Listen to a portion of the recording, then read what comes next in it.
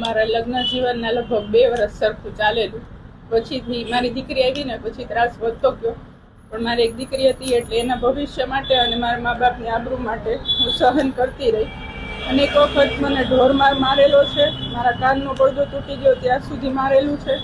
અને કેનેડા જઈને physical abuse ચાલુ જ હતું. ત્યાં જઈને મારે 1.5 મહિનો પાટો રાખવો પડ્યો હાથમાં, ત્યાં સુધી મારેલું. 2 વખત મારા લગ્ન જીવન પછી અબોર્શન કરાવેલા, કેમ કે દીકરી હતી. મારા ઉપર દીકરો કરવાનું એટલું પ્રેશર કરવામાં આવ્યું કે તું દીકરો મને આપ, નહીંતર તને હું મારી નાખીશ કે મારીને પાડી દઈશ. આવી રીતે અવારનવાર ધમકી આપતા. મારા ઝાડા બાર IVFની અપોઇન્ટમેન્ટ બુક કરી અને મને બેંકોક લઈ ગયા IVF કરાવવા માટે.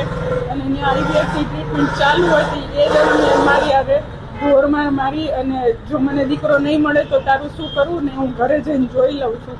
એટલે મને મારી અને મારી દીકરીની સેફટી માટે મેં મારા મામા પાસે હેલ્પ માંગી કે મને આવી રીતે હેલ્પ કરો.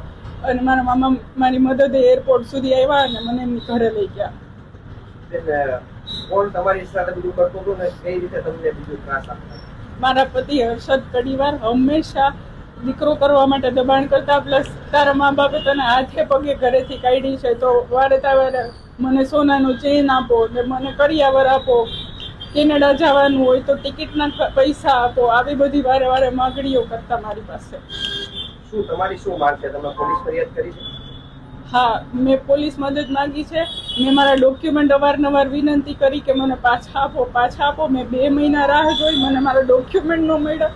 એટલે મારે પોલીસમાંથી મદદ લેવી પડી. અને પોલીસમાં અરજી કરતા એ પરત કેનેડા જતા રહેલ છે. અને મને કોઈ જાતની એમના તરફથી કોઓપરેશન મળતું નથી. મારે એમની સાથે રહેવું નથી. મારે છૂટાછેડા જોઈ છે અને મને ન્યાય જોઈ છે. મારી આ જ માંગણી છે. અને મને મારી સેફટી અને મારી દીકરીની સેફટી જોઈ છે.